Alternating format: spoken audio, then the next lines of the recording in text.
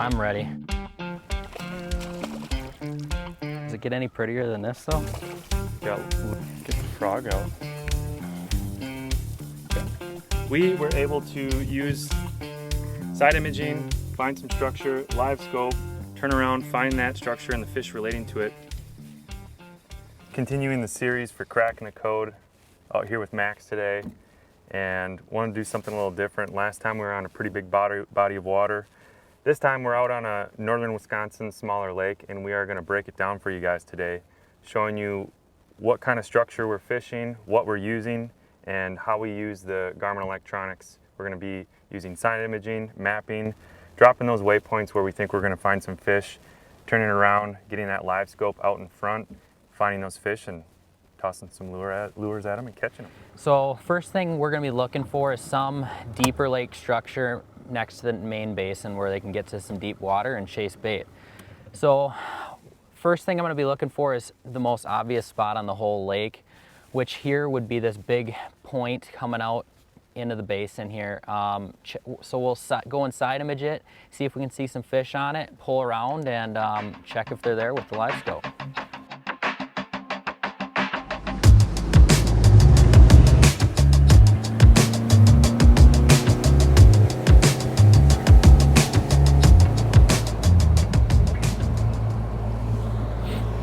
See those? Oh yeah. Right there. And this is all the bait. See, those are some suspended fish, and then there's actually some bait that they're actually chasing.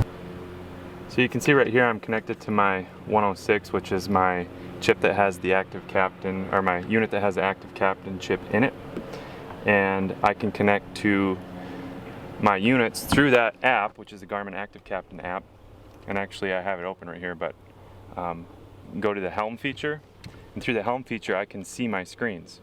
So right here I can see my LiveScope screen and I can record. So just like that I can record exactly what it's seeing out there on that LiveScope screen.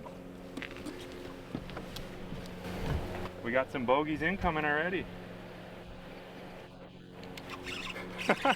First cast. No way. Watch your foot there, buddy. What you got there, bud? A little smallie on the rig. You want to net it or no? No, I'll just slip them in. There we go. Nice way to start the day. First cast, little smallie.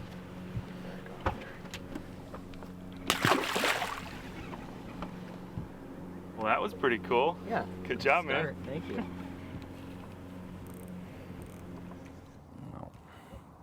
that you? Yeah. See if I can pull one out of the rocks here. What'd you just switch to for bait there? I switched to this jig and a minnow also, but I just a little different profile.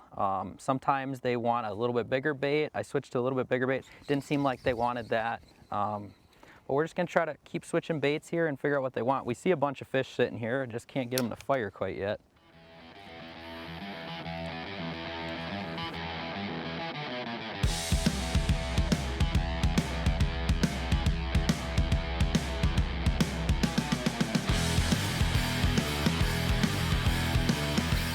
That's a better one.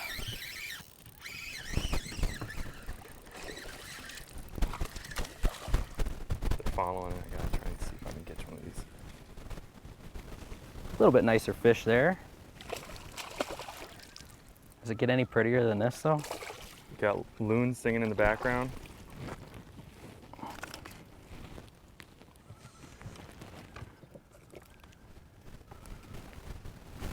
Nice one. Welcome to the Max show.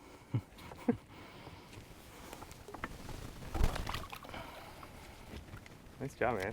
Thank you. That was fun. Caught that one on a Demiki rig, moping rig, jig and minnow, kind of whatever we're calling it these days. It's the most popular rig in fishing right now.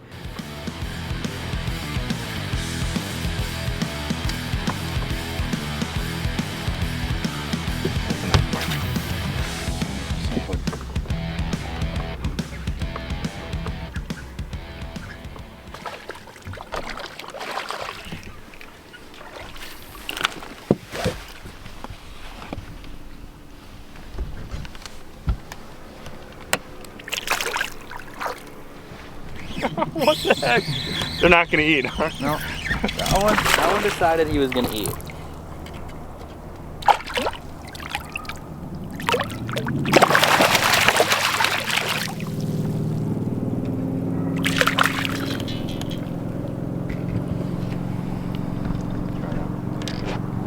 Another really nice smallie here.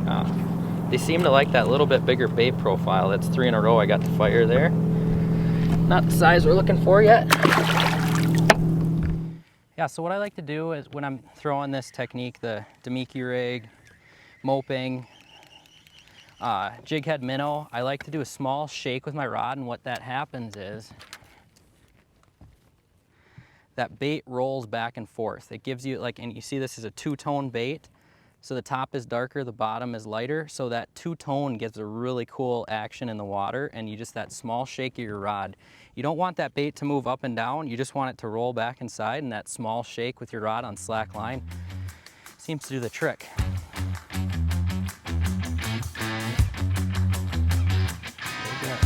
Oh, time. Ooh, see if we can double up here. Jumper. Oh, there's a bunch of them. Yeah. Max called it on this one. That mid-leg hump right there. Oh, get him, get him. Ooh, this is a nice fish too, man.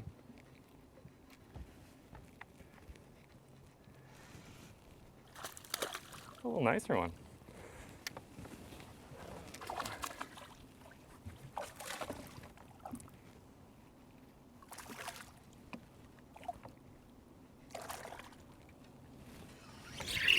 Doubled up. There you go, bud. Jumper.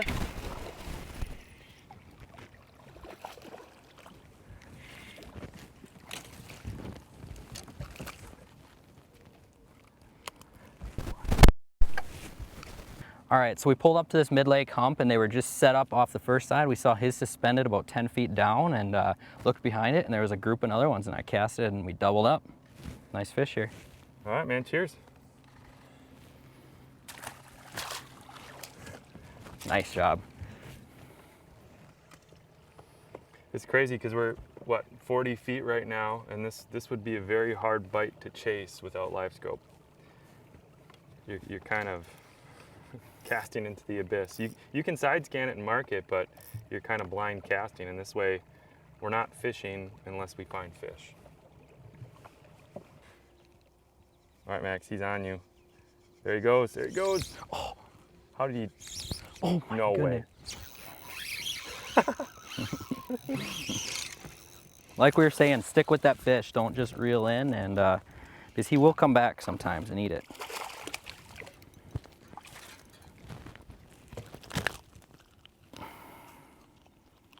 That one got it. Didn't want it the first time, didn't want it the second time, but you know, give him the third time. All right, so as you can see here, we just came out of this flat, and we're getting up onto this high spot. And high spots on these glacier lakes here usually mean harder bottom. And you can see we're getting a really bright return here, which means it's harder bottom. And if you look, there's some little bumps on the bottom. Those are actually rocks, and see how good bright a return that is. So that means we're coming up to a high spot here. We're just checking to see if there's some fish up on top here. And there is one right there. So we were talking about hard bottom here. If it was a soft bottom, you wouldn't have as great of a return. So in this color palette that we have here, it's green. If it was a soft bottom, you wouldn't be seeing as much green color on the LiveScope. It would be a thinner bottom, and then it would taper off in a gradient to black. And then we got a fish off of the hard bottom. Was there more?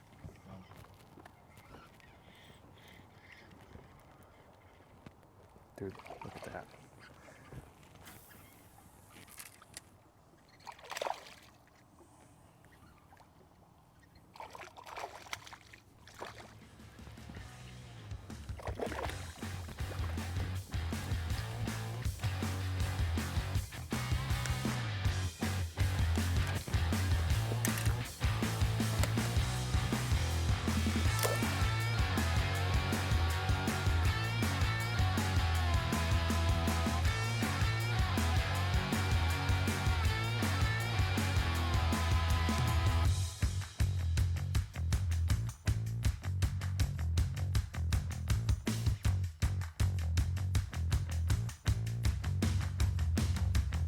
Hey, little guy.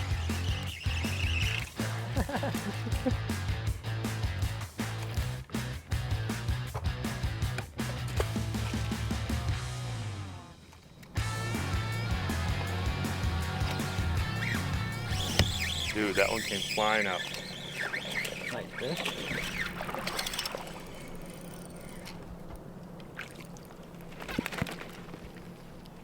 What you got there, man? Nice little smallie. What I did there is, like we said, we switched a little bit different profile to a little bit bigger bait. Let's see that fish. There we go. Little skinny one, but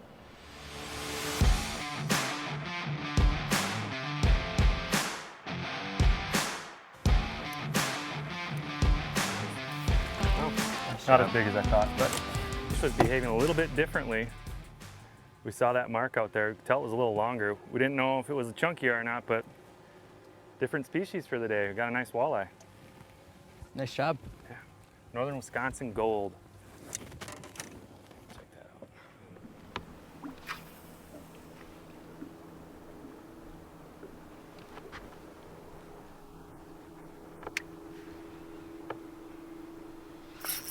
Nice. Not a monster. Got friends with him.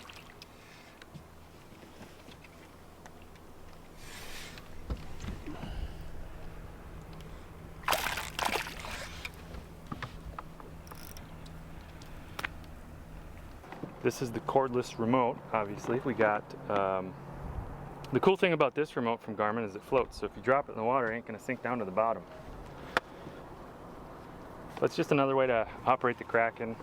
If I'm standing off to the side, I can just click the button and it'll pan over the trolling motor and then adjust the view for the LiveScope. So I can adjust the view from the LiveScope anywhere in the boat.